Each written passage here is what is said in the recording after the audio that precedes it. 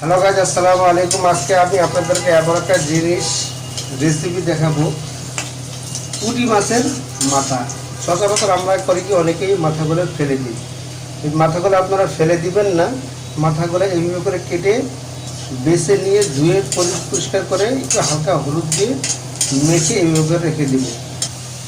তারপরে চুলাইতে একটা কড়াই দিবেন, কড়াই দিয়ে হালকা তেল দিয়ে কিছু রসুন দিবেন আর কাঁচামরিচ দিয়ে এইভাবে করে আলতো করে ভেজে নেবেন।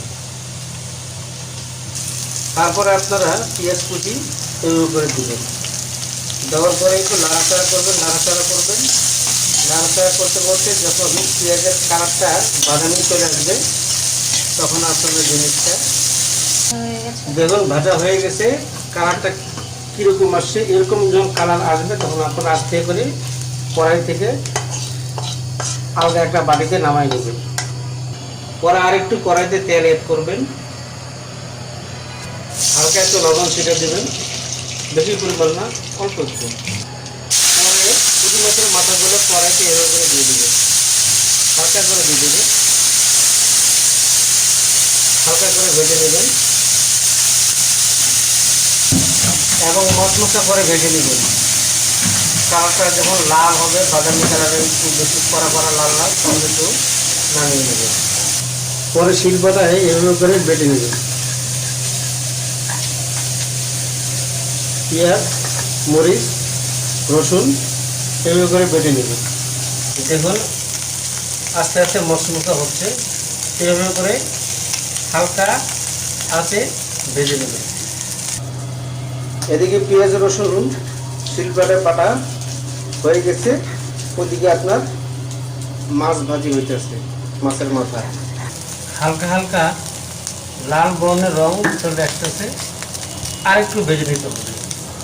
আপনি যদি বেশি মশমশা করে না ভাজেন তাহলে জিনিসটা বাটতে আপনার কষ্ট হবে। পেঁয়াজ, রসুন, কাঁচামরিচ শিলপাটায় বেটে এভাবে করে আলতো করে এক সাইডে তুলে দিবে। মাছটা ভাজা হয়ে গেছে, এইভাবে করে শিলপাটায় আপনি কড়াই থেকে নিয়ে নেবেন। এইভাবে করে আপনি শিলপাটায় বেটে নেবেন মাথাগুলো, পুঁটি মাছের মাথাগুলো এইভাবে করে শিলপাটায় আপনি বেটে নেবেন। এই যে মাছটা দেখতেছেন এইভাবে করে পিষে নেবেন এবং ওই যে মরিচ, পেঁয়াজ, আদা, রসুন সব মিলিয়ে এভাবে অ্যাড করবেন। এভাবে মেখে নেবেন আলতো আলতো করে, সুন্দর করে, যেন একটার সাথে আরেকটা মিশে যায়। পরে এটার সাথে একটু সরষের তেল অ্যাড করবেন, অল্প পরিমাণ। সরষের তেলটা দিলে ঘ্রাণটা সুন্দর আসে। পেঁয়াজ, রসুন এবং পুঁটি মাছের মাথা সহ সরষের তেল দিয়ে আবার একটু শিলপাটায় পিষে নেওয়া হয়েছে। এভাবে করে পিষে নেবেন। এই যে এবার দেখেন ভর্তার ফাইনাল লুকটা কীরকম, কত সুন্দর হয়েছে।